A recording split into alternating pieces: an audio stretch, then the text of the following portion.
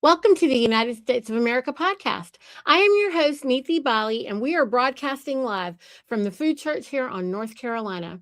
If you've missed past episodes, please be sure to take the time to watch the first episode and then watch the rest like a documentary. We are people at peace, and we have declared peace to all nations around the world.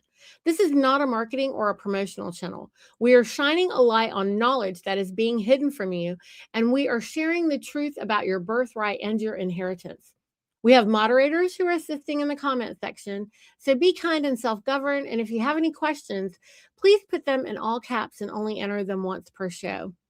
Today, I am joined on air with Hudson Roberts, the co coordinator on Idaho. Welcome, Hudson. How are you today? Hi, Neethi. I am doing great. Actually, I'm very excited to be on your podcast. I've watched a lot of your episodes, and I'm excited to dive into some fun topics. So, Yeah, well, look, I'm a big fan. I have been over here, and you don't maybe know this, Hudson, but I've been calling all men for a long time. And you and I spoke about this briefly the other day, but you know, as I was observing how things were going with our assemblies, then I felt like we really need the men because the men are the enforcement. And I felt like we were lacking in that, on most of our assemblies. And I mean, rightfully so, right? Men are working, they're earning, and they are really taking on, they have so much responsibility in caring for their families and helping everyone, just go. Women, we have historically always done the philanthropic work, and that is what we're doing here now. But I think it's time. It's time for the men because everything that we were doing, I felt like we were coming to a head because we're Anna and the thousands of people that she has arrived here with, because she has not arrived here like some lone ranger. I mean, let's all be clear, Anna, when she went before the Pope and the crown, she did that with, you know, a group of 900. So this is not something that someone has done. This is something that many great people before us have been working on, and this is a mission. This is a rescue mission. We're rescuing all men from bondage. And when I say men, I'm talking about in the real meaning of man. um everyone should go and reference their New York and Chicago manual of styles of English grammar, because that is including men and women, but all of mankind. And so I stumbled upon one of your videos, and I was like, who is this? And I was so excited because it is so great to hear men speak about these things in the way that you were. You've really taken this really, really big conversation and made it easy for everyone to comprehend. And so I just wanted you to know I'm a big fan. well, thank you, Neethi. I really appreciate your channel as well. The reason I created the Living Man podcast, and for those that are watching, you guys can find it on YouTube as well under the Living Man podcast. But the reason was specifically to try to help explain to my friends and family more of what I'm doing with the American State Assemblies, because I've had an experience that I think a lot of people have as they started studying American common law, where when you start explaining it to your friends and you start explaining it to your family, a lot of people think you're crazy, or a lot of people don't quite understand what you're talking about. And I finally realized that I just needed to hold a class at my house with all my friends and family that had questions, where we could sit down for an hour or two and like actually talk about it and go over it and go over like American history and all of that stuff. And when I decided to have that class, I was also like, might as well film it and put it on YouTube. So that's what I did to start. And it's actually been really good because it has kind of helped me think about other ways to explain it to people. And especially because those of us that have really been studying this for a lot of years, we use words that so many people don't understand. I mean, even just saying de jure and de facto, like how many people know what that means? In the rank and file. So we have to do our best, even though we have a significant amount of education that we've attained over the last handful of years. We have to do our best to still take that information and explain it to everybody that's watching our channels. So yeah, I'm excited to be here. Do you want me to go into that video you were talking about about the knowledge debt analogy, or is there anything else you want to go Well, over right now? I don't know. A lot of my people in my audience may not know. I like to start with like what led you to Anna's work, or how did you find your way to the assemblies? Yeah, thank you. So to start, I was actually educated in the home. I was able to avoid doing, the public education system, which already taught me a significant amount of self-governance. I didn't even realize it growing up, but my own education was taught to me to be my responsibility from a young age. My mother taught me how to read and write and do basic math, but besides that, her whole goal was just to instill in me a desire to learn, and she did pretty well. And so, I don't feel any less in school now than I was when I was a kid. Um, and that made it so that I was already reading a lot, already studying a lot. And my dad, my father, my mother, um, they've always been very conservative, and they've raised me in Christianity. They've raised me to understand um, a significant amount of American history more than most. And so I feel like I was definitely primed for it a little bit, but the circumstance where I actually found Anna's work was a little bit crazy, um, or what some people would call crazy. I had been on another state, living away from home for a while. I was actually kind of at a low state in life because I was engaged and it didn't work out. So I didn't end up getting married, and ended up coming back up to Idaho. But I rode with a friend of mine in a car, and he was like, "Hey, do you mind if we listen to this video?" And he was playing a video from Bobby Graves, I think was his name. You know who that is? Bobby I Graves. don't I don't actually know. I think he was on Oregon. I'm not sure if he's around anymore, but one of the things that I was listening to was he talked about doing some simple paperwork to do something called correcting your political status so that you're recognized as an American. And it was interesting because he went over in some random details, but in the space of not a lot of time, like by the time I got home to Idaho after listening to just a couple hours of that podcast, my entire view shifted, and suddenly I knew exactly what was going on in America. It all made sense because growing up, I've experienced this. I'm a little bit younger. I'm 25. At the time, I was 22. No, I was 21. I think maybe when I first listened to that podcast, I might have been 22. Um, but then you live in the world, and you feel like something's off. Most people do. Most people feel like something's off. They're living their lives. They see politics, and they just see this big debate between Republican and Democrat, and it doesn't quite make sense. Nobody really wins. It's just this big charade, and most people can tell that something's wrong, but they can't really tell what, because they just don't know where to find the truth. And so I experienced that a little bit. I kind of always like, okay, so I'm just supposed to participate in this commercial system and try to build myself wealth, and this commercial debt, slavery, corporate feudalism system. And if I do well, I'm supposed to make it to the top and be the bad guy that enforces the whole thing. It's like, what's the point? Um, and it all became so clear to me in just that short amount of time on that ride, that car ride, that by the time I got back to my home where my parents lived, my eyes were the size of golf balls, and I was like, "Mom, I need to explain this to you. I don't even know how to explain to you what I just learned." And instantly, I knew what to do. I got online. I found the Idaho Assembly website. I contacted David, the coordinator, and I was just like, "I need to learn. Like, tell me what's going on." And he pointed me the way of Anna, and I started reading all of Anna's articles. And the crazy thing about this is, sure, a lot of this is like an economic, political, social scenario and environment. But when it comes to my own like spirituality and just my own understanding, my own peace, my own emotional stability, like everything, I have not felt any loss of purpose, or not loss of purpose. I have known exactly what my purpose is since the moment I learned all this, which is crazy when you're talking about people my age and our generation, because most people are completely lost. And so one of the things that I always try to tell people is like, hey, obviously there's going to be some economic rewards eventually when it comes to the assemblies.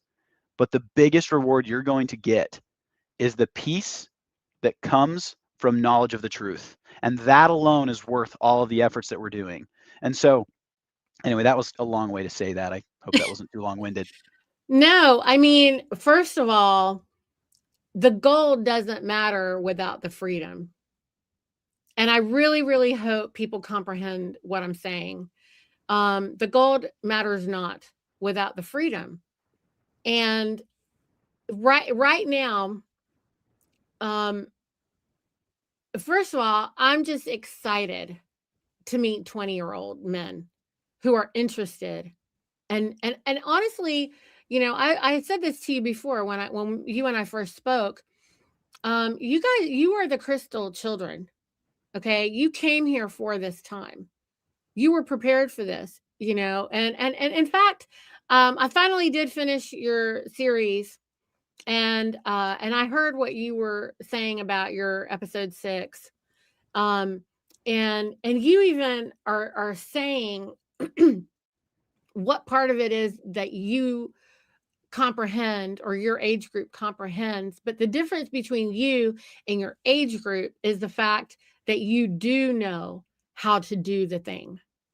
Okay. You do align with those of us from the older generation that you said know how to self govern, but don't necessarily or can't see the truth because they built their life around the lie. Or there's those like me who are also here for this time, who have never fit into the lie, couldn't even lie. Every time I tried to lie, I failed. Like it doesn't work for me. I couldn't make money on the lie. I couldn't I couldn't be institutionalized. And so, in fact, I did the complete opposite where the de facto they deemed me a self-proclaimed governing body. And that was before I even met Anna. But being able to have met her and then learn from her, I was able to then know the full truth of why I was able to do what I did. And that for me was an instant clarity of, oh, that's all. Oh my gosh. And also just just knowing that, and I said that to Anna. I said, no one knows that we're still operating in this draconian, feudal system. I mean, and so of course it makes sense. And now when I'm watching the law enforcement officers, with the war on drugs, I'm like, these are just two pirates fighting with each other. And we're in the middle of it all. And they're one side is trying to make us believe that they're the good guys, and that's the reason why there's this confusion about who are the good guys between the two of them, because they're both equally evil and both equally good if you're looking at it in that theatrical performance, right? But the thing that you said since then that I do want you to share. Like, you said something profound. You were talking about the knowledge debt. And I was like, this is something I think men can get with. I think they Yeah. can hear it. So why don't you tell us about that a little bit? Yeah. So the reel you watched, it was like a 7-minute video.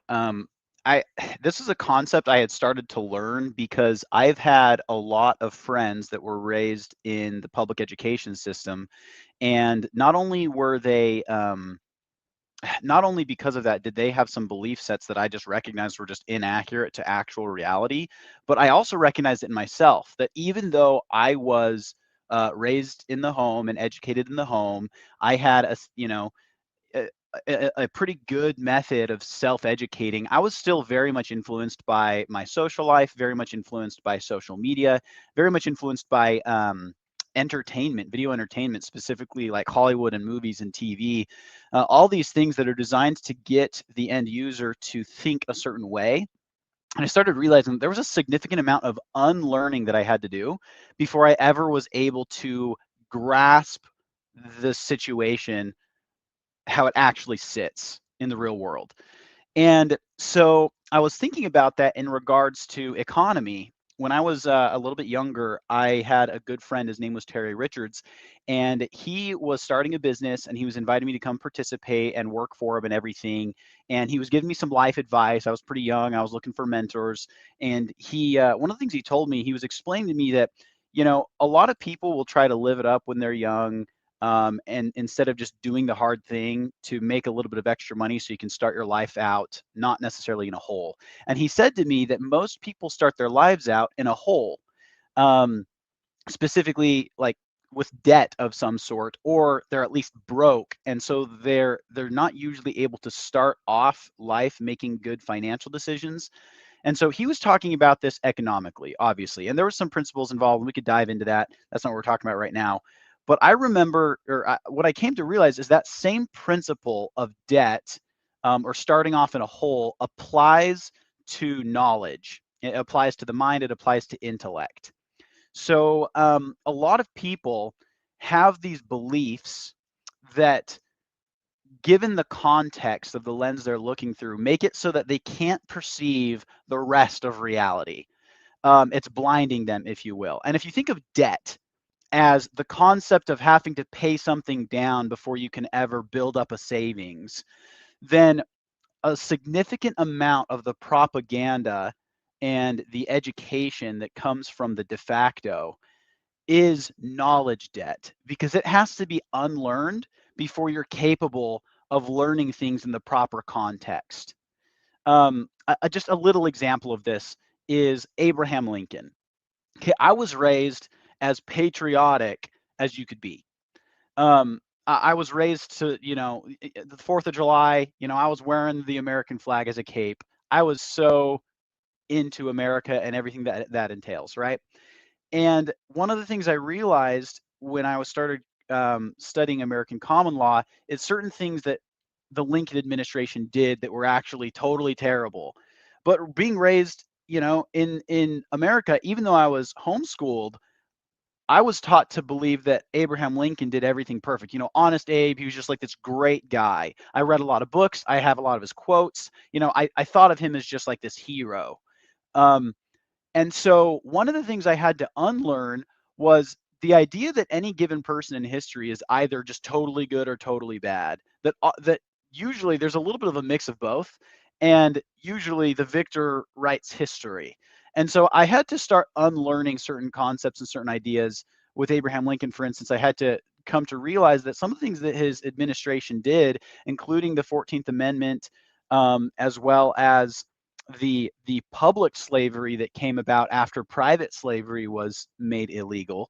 Um, that was kind of a hard pill to swallow, to realize that something that I had associated with what I called my patriotism was not true. And so, I ended up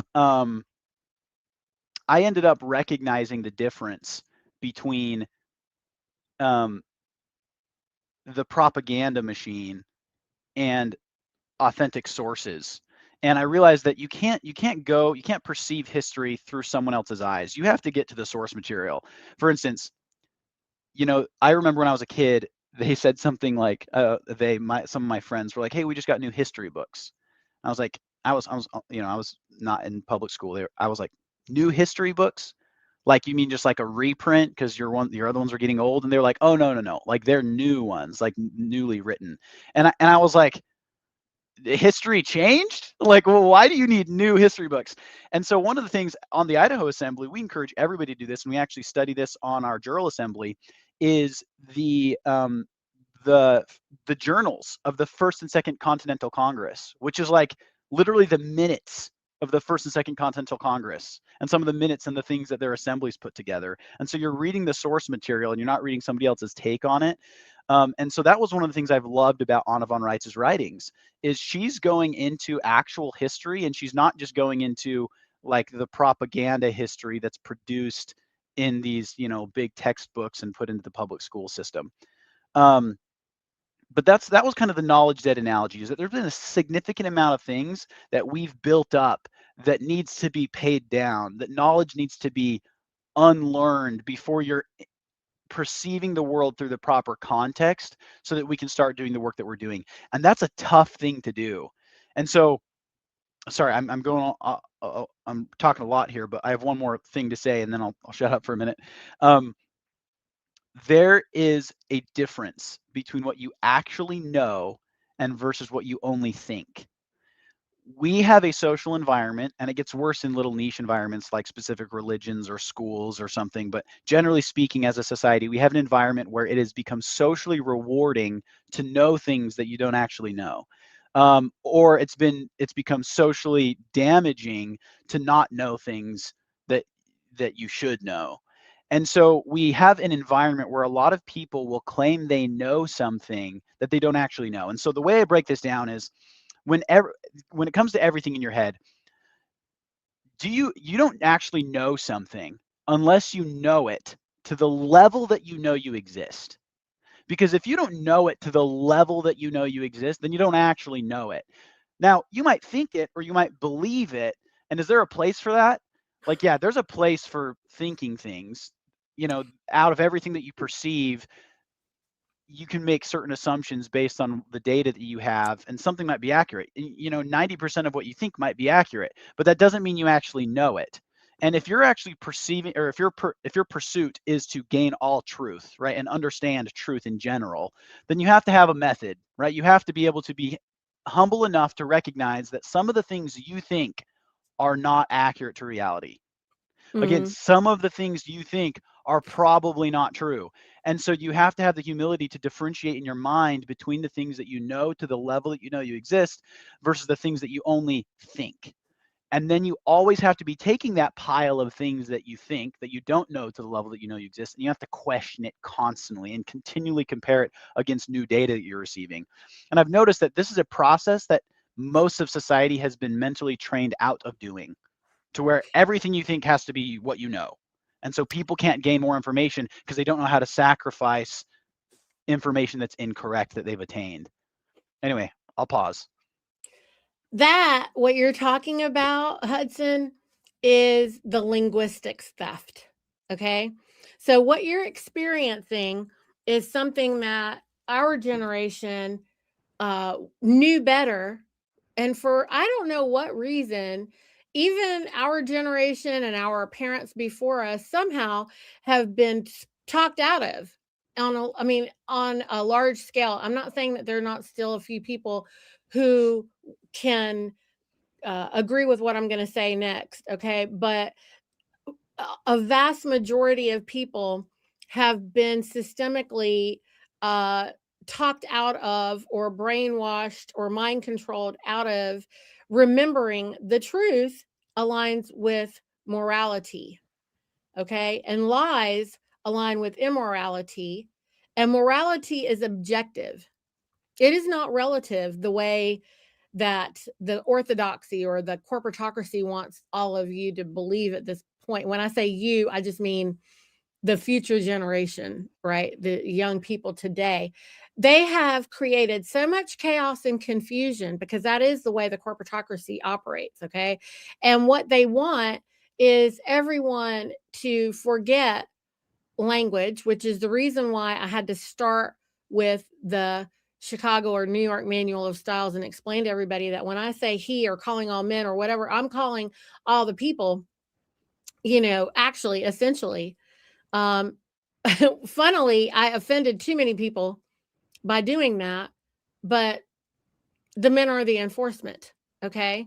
And there are only men and women. And there are just these basic facts that, you know, political correctness does not want us to acknowledge. And so on that theme, politics, political correctness is immoral. It is a lie. It is permission to lie. And anyone who operates in lies and bullshit will suffer needlessly, because knowledge of the truth is the only way to be set free.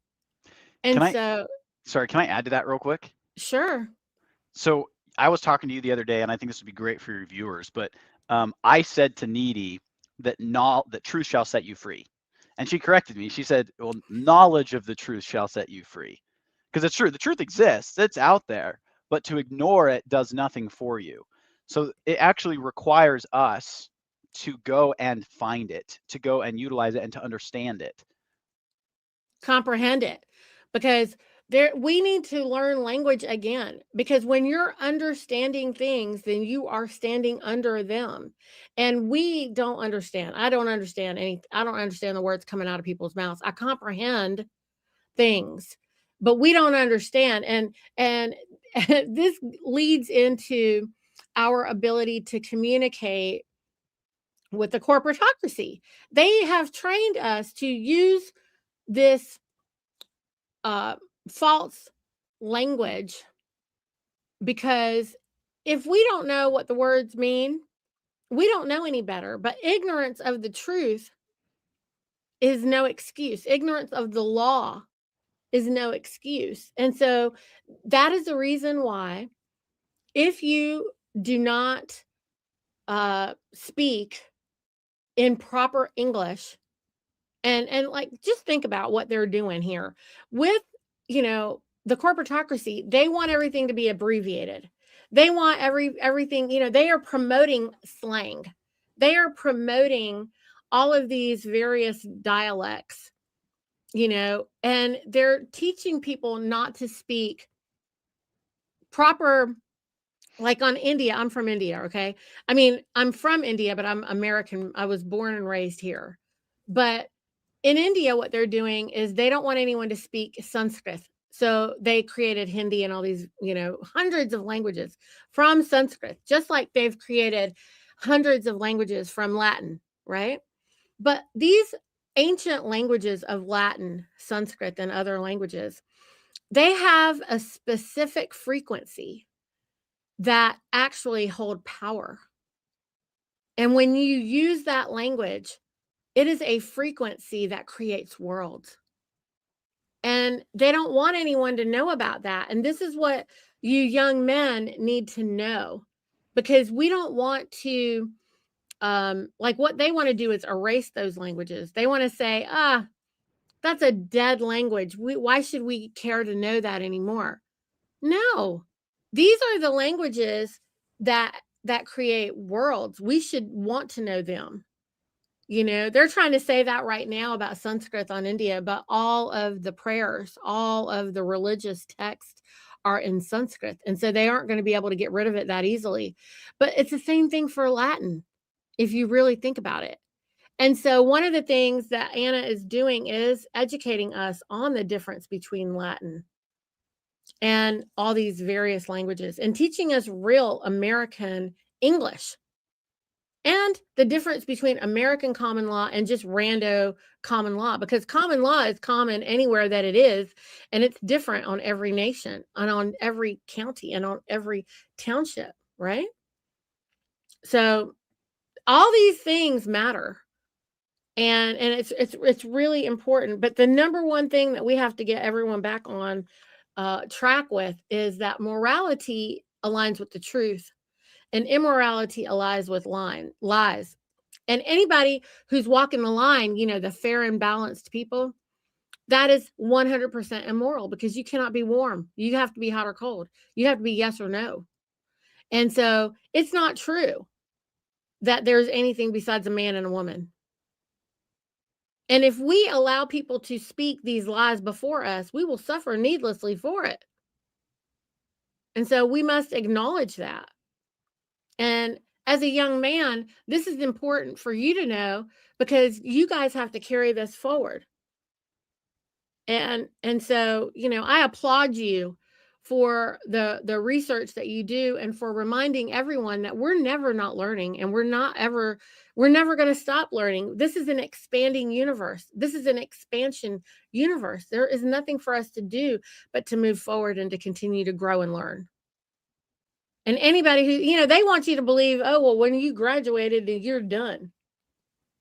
And this is another lie. Yeah, no, you're totally right. One of my favorite things is the Justinian deception.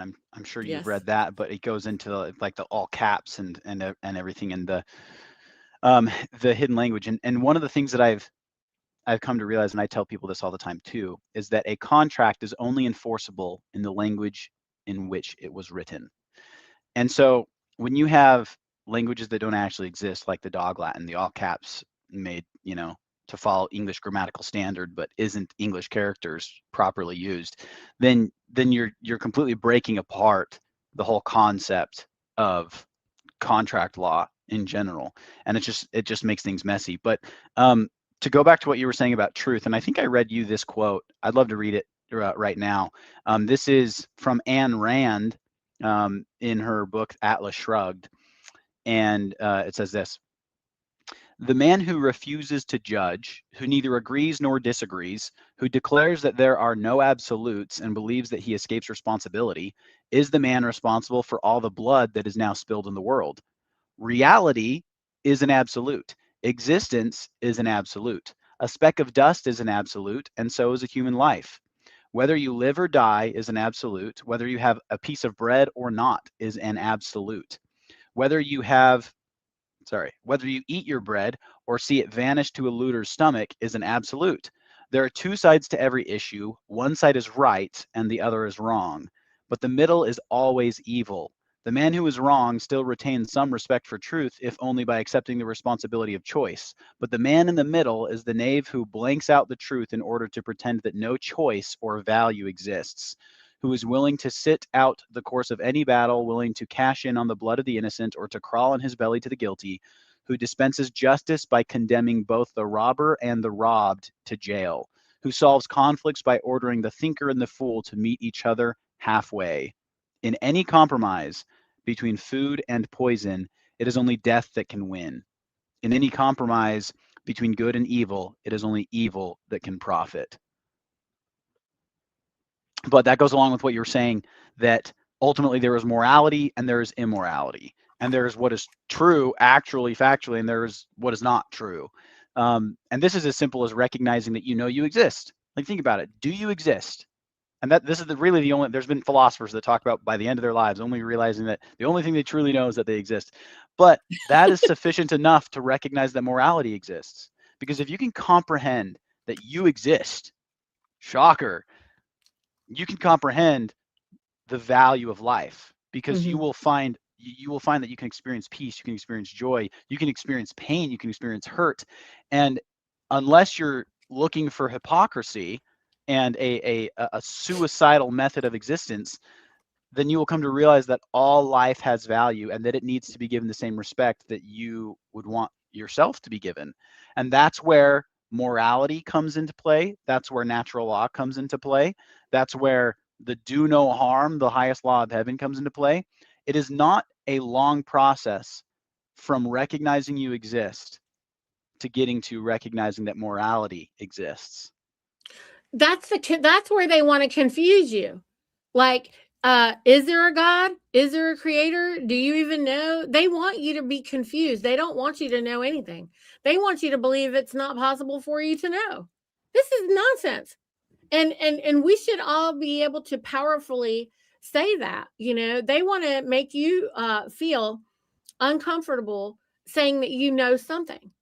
Who do you think you are? You're the knower of all things. Yes, I am.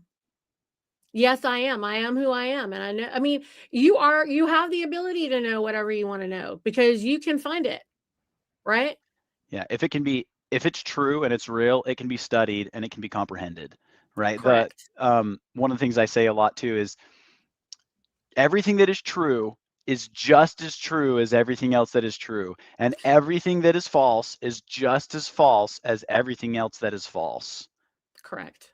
It's very simple. And so that's where they want to confuse you with morality because, there's your morality and my morality. No, the hell there's not. There is up and down, and there is yes and no, and there is morality and there is not morality. There is lies and truth, and that's all it is. Morality aligns with the truth. So, they also want you to believe there's an opposite of love. No, there's not. Hate is not the opposite of love. There is no opposite of love. Love is the divine solvent of everything. Love is the divine solvent of everything. And the only people that aren't aware of that are people who have never experienced, um, like really knowing love.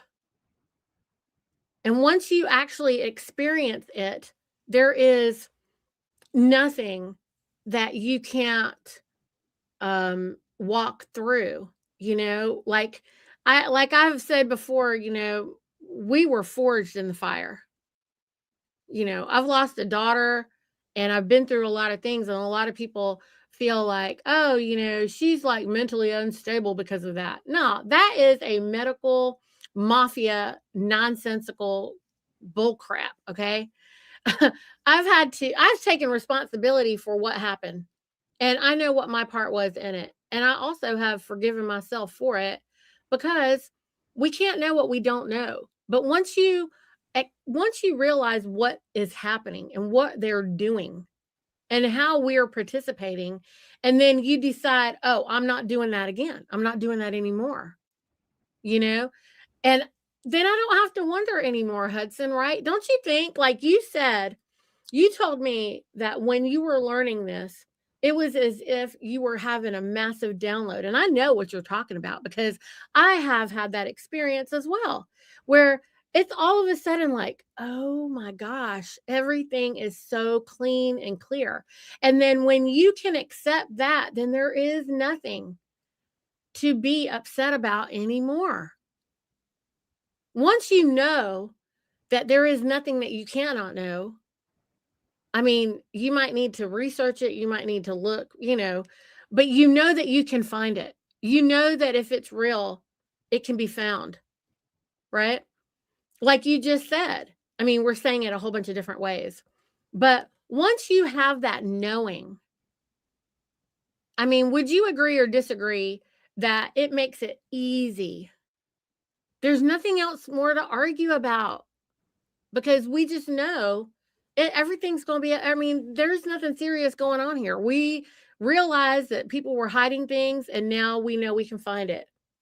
And it's just that simple, right? Yeah. So I'm a big student of like biblical history in the Bible, and one of the things that I realized, it was such a dumb realization. There is a verse in Isaiah that says, "Thy watchmen shall see eye to eye when the Lord will bring again Zion."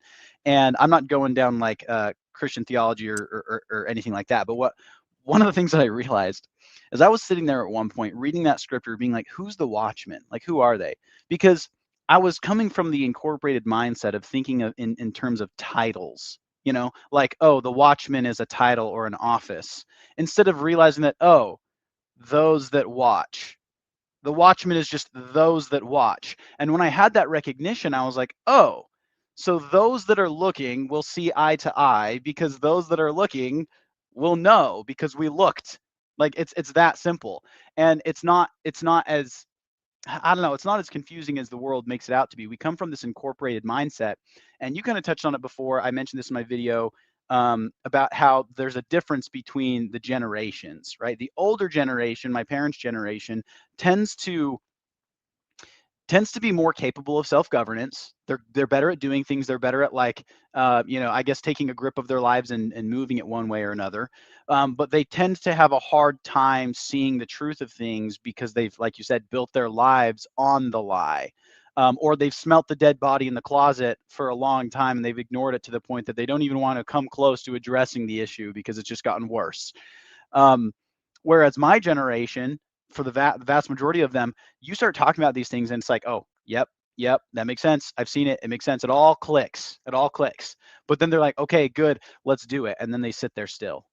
and then they just wait for somebody to come and hold their hand and help them do it because they haven't been taught to self-govern. And that's one of the beautiful things I think I've been able to see about the situation is if the older generation helps the younger generation and the younger generation helps the older generation and both have the humility to help each other out, we can totally fix this situation. It is not unrepairable. I have so many friends of mine that are like doomsdayers, where they basically say, the world's going to hell in a handbasket, and so all there is to do is just stock up a lot of food so you can survive a little bit longer than your neighbor. And it's like this mindset of like the world's going to end. Truth be told, the world never ends. It will exist forever. And we have an endless amount of history in the future to see, and we have a significant amount of work that we can do, and we live in a day almost bigger, if not bigger, than the printing press, where it's only been a couple generations, not even a full generation, since we had phones and the internet to share information instantly. And it's making it so the de facto cannot keep their lies under wraps. Like, information is everywhere. The only thing they can do is try to distract people by dumping a lot of useless information in with it, so we get a little bit distracted.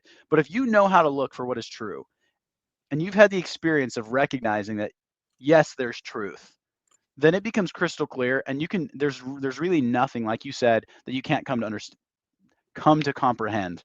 You're a little bit better at that than I am. Come to comprehend. And because of that acquisition of that truth, you can experience a significant amount of joy, you can experience a significant amount of peace, and you can be made into someone who is able to help society in a significant way, help your family in a significant way, bring people peace, bring people security, bring people knowledge that things are going to be okay. We're going to fix the situation. The de facto, it's a snake with its head cut off. It's thrashing around, but it's dying. Mm-hmm. Well, your generation, from where my observation lacks the hands-on.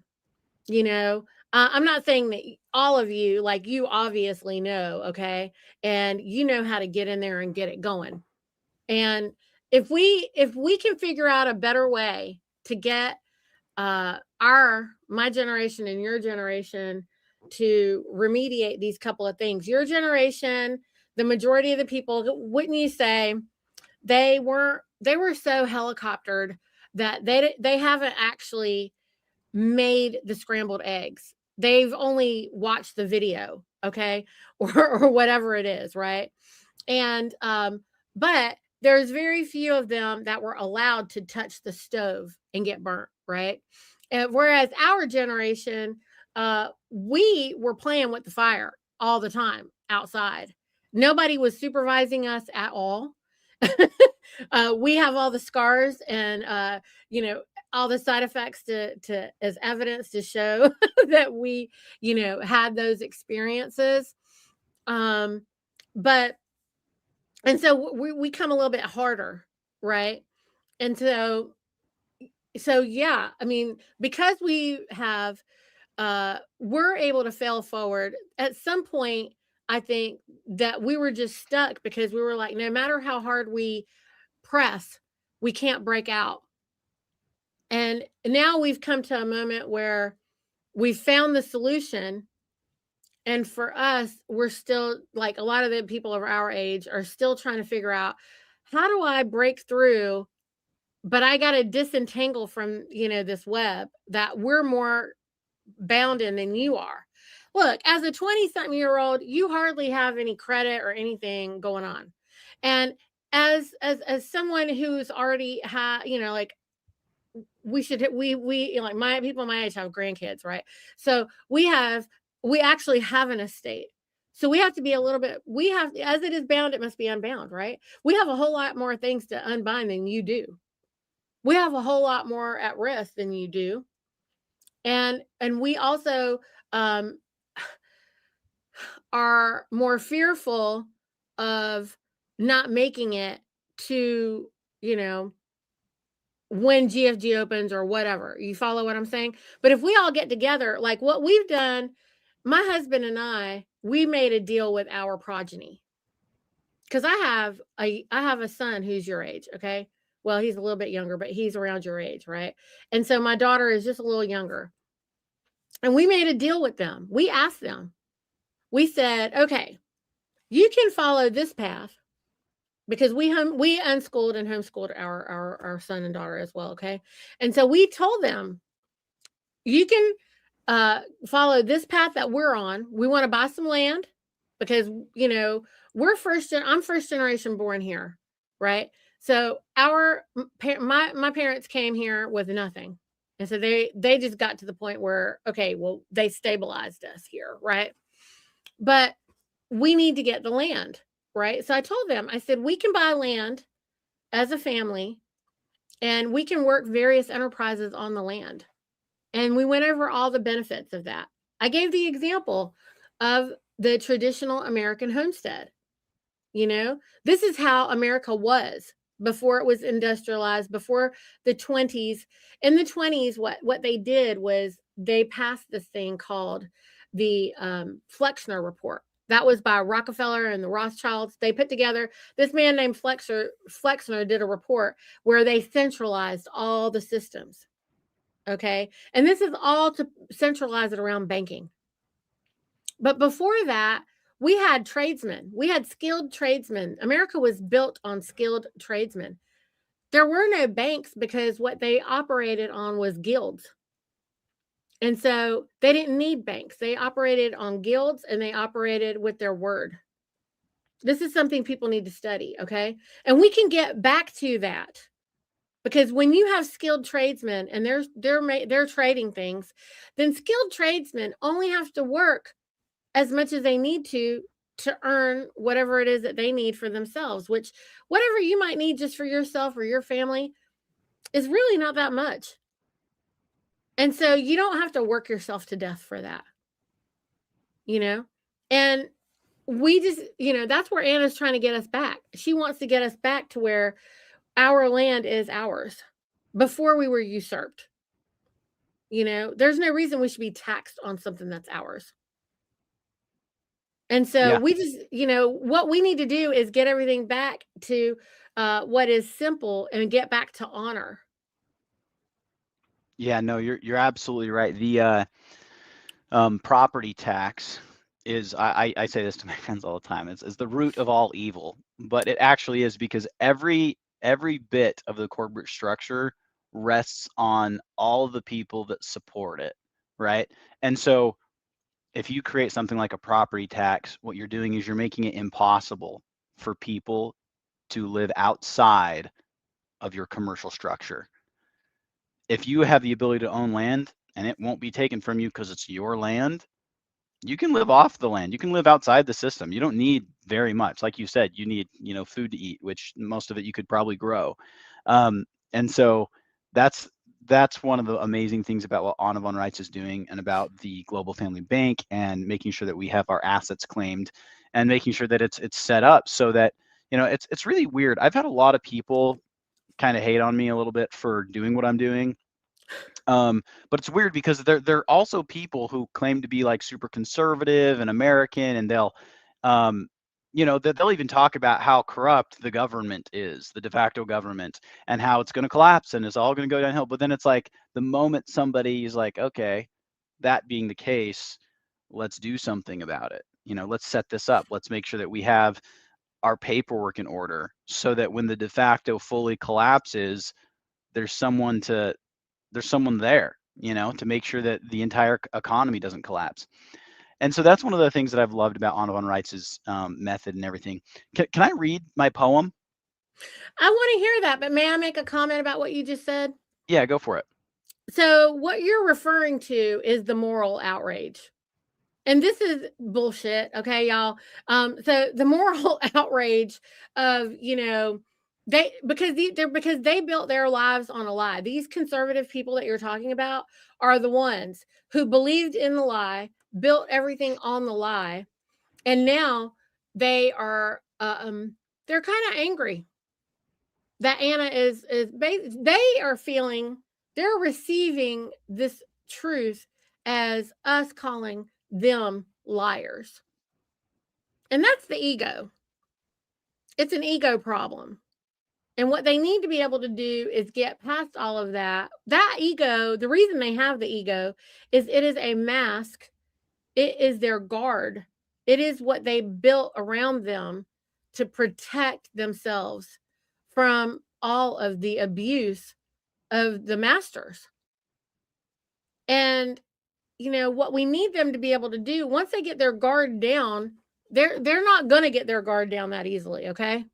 Because they have taken the real hits, because they did touch the real stove. Unlike y'all's generation that just virtually did a lot of this stuff, our generation actually did it. So, I mean, we were the crazy ones that were, jumping over each other with our bikes and the logs. We would make our own little ramps, and we would actually do it, and we would run over each other and stuff, okay? So y'all weren't allowed to really go outside and do that. I mean, most of that generation, I'd say. So, it's the moral outrage. And if we can just help people, if we can just soften them enough for them to really find a way to believe, no, not believe. We want them to know what Anna is saying is true. And so part of the reason to call all the men is the men are going to test it, right? Because y'all are like, okay, if you tell me that there's something out there that's called a free man, I'm going to test it. I want to know how to do that, right? Y'all are going to test it. Women are probably not going to do that easily.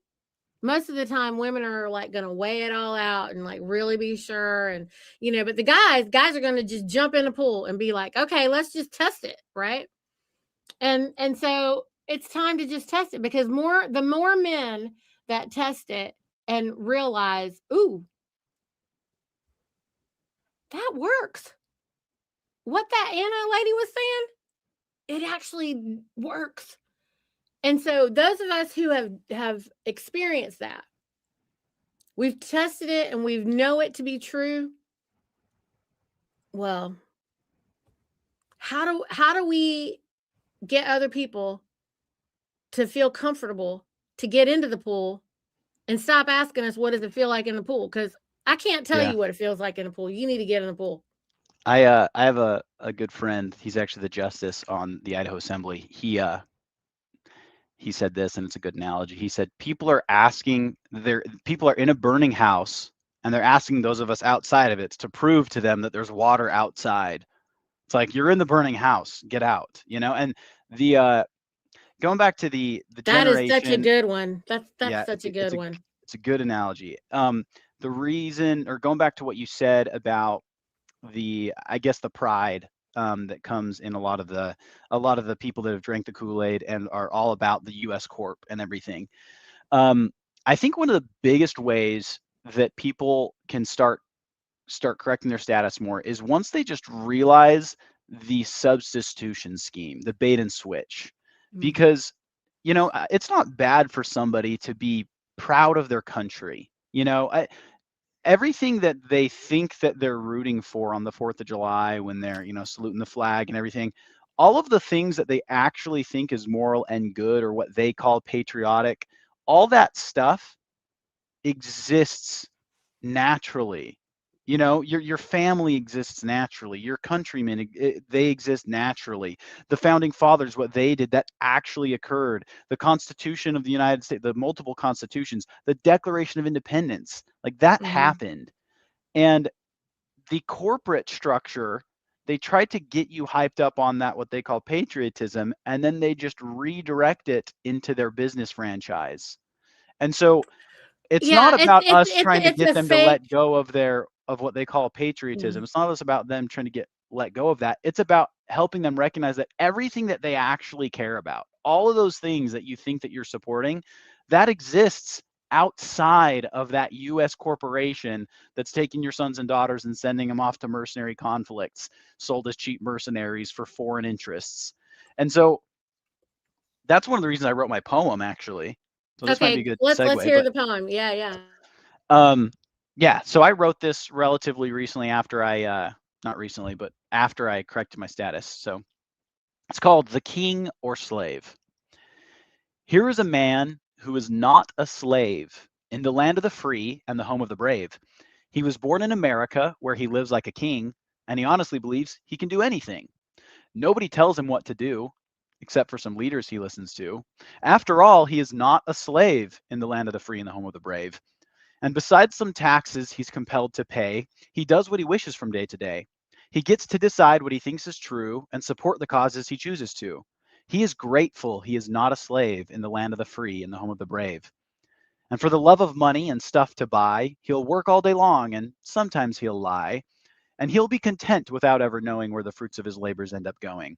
Because that's how it works when you're not a slave in the land of the free and the home of the brave.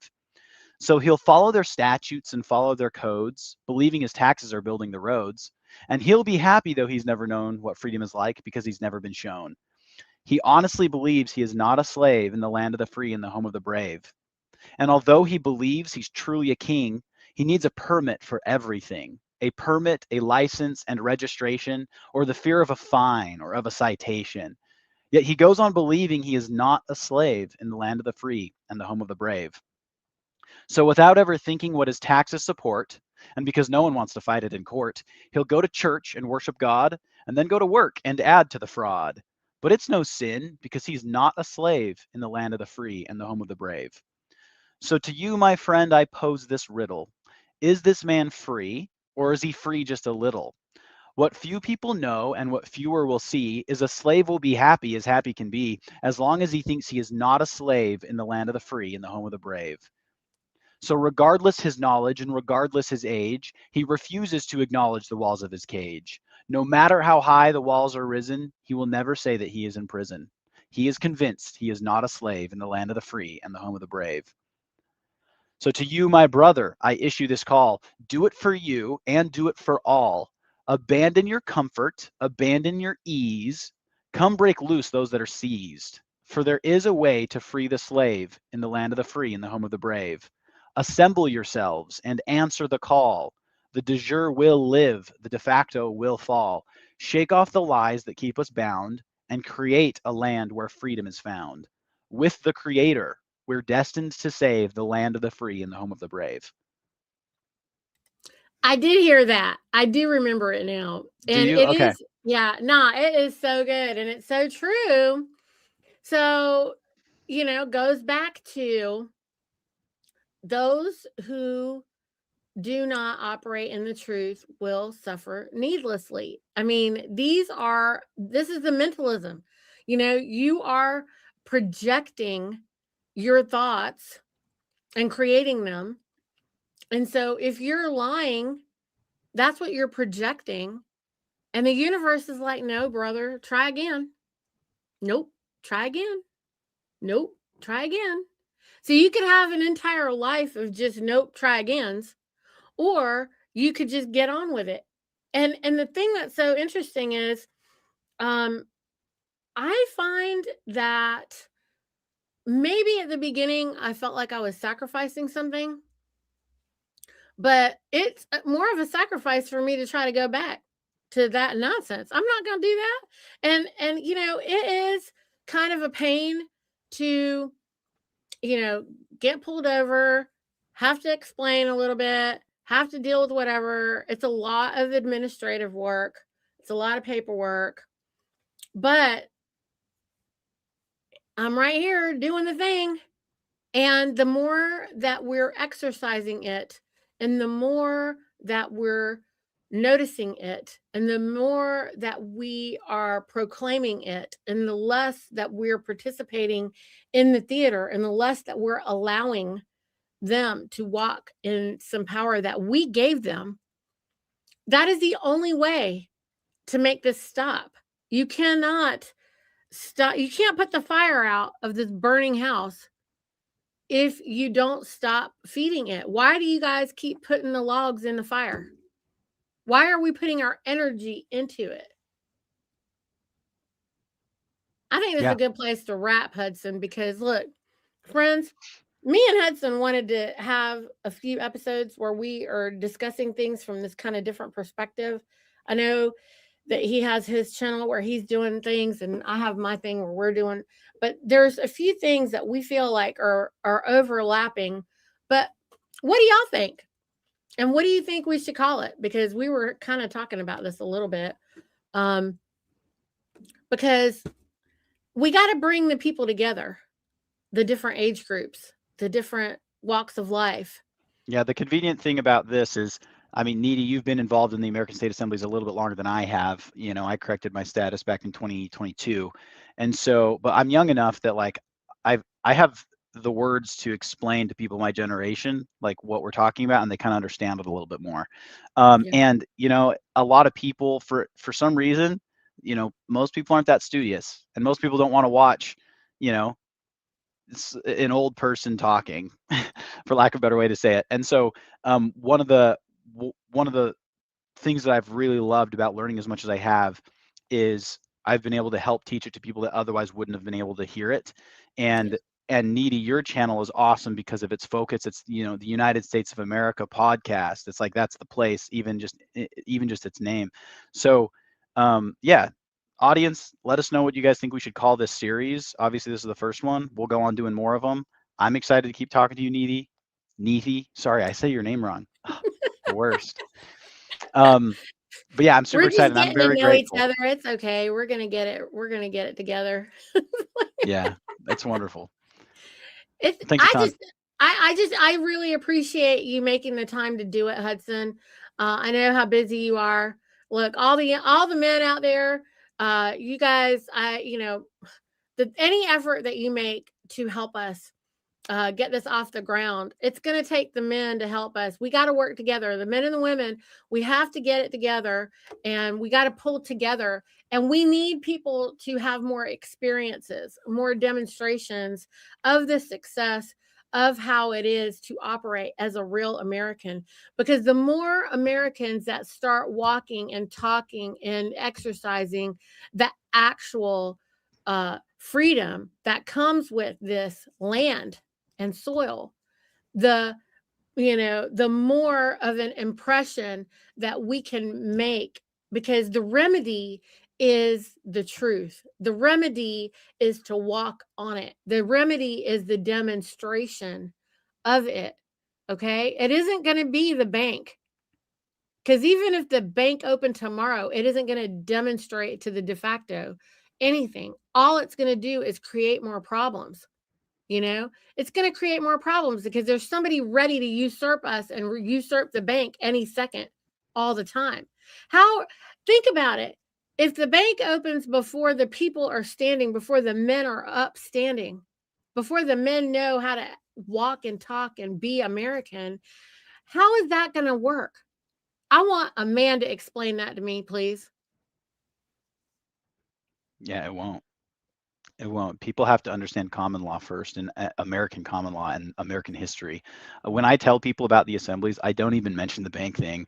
I don't even mention that Americans by definition have no federal income, and so there's no federal income tax. I don't even talk about that because, again, if people's motive is money, they're not going to do as much study. They're not going to understand how to function as an American, and like you said, they're going to end up continually feeding the system still. You have to learn how to step out of it. And like you said, it's more of a pain. I had somebody accuse me of like changing my name, like, oh, you changed something about yourself, and it was like, you should be, you should just be authentically what you actually are. But the irony here is actually in reverse. Is like, no, I was actually factually born within the physical borders of an American state of the union. So I am actually factually, this isn't a title, this isn't a name, this is just English definition here, an American who is national to a state, an American state national. That is what I am. And all I've done is made that known on the public record. And so 100%. 100%. And so this is why I'm calling all men. I want all the young men who are out there who have been thrown out by the corporatocracy, run over back and forth over and over again, who are out there supposedly just made to, you're never going to get anywhere. Not the corporatocracy way, you're not. You know, they don't even have a possibility of you being able to retire off that hamster wheel the way they have it set up for young men and women today. No way. We won't allow our son and daughter to go to any university. We wouldn't allow them to go into their education system. Those are our yeah, enemies. Okay? The enemy is the ones who are trying to take our son our daughter and turn them into their blood money makers. No, no, thank you. We're going to say no. Yeah. And so Hudson, I really appreciate your time today. I know that you're doing this in the middle of your workday. I want to honor your time, and I thank you and praise you. And next week, I'm taking a break. It's an Easter break. It's actually also my daughter's born day. She's going to be turning 18, so we're going to be with the Exciting. family and celebrating with the family. And so I'm taking a break from everything next week. Yeah, And just then, message me. We could do it either the week after that. yeah, Let's see. Yeah, we could probably do it the week are after we that. good to get back on track after that? Yep, let's do it. Let's do it. And we're going to do it until we feel like we've talked it all out, whatever it is. And we're just organically allow this to play itself out. I really appreciate everybody who linked in with us. I see you got a bunch of people linked in. That's awesome. And we need to get our American media network going. And Yeah. so let's work on that as well. And I will see, we'll see everybody here. We're going to do this on Tuesday. So get ready to join us, everyone. And thank you again, Hudson. Thanks again, Neethi. All right.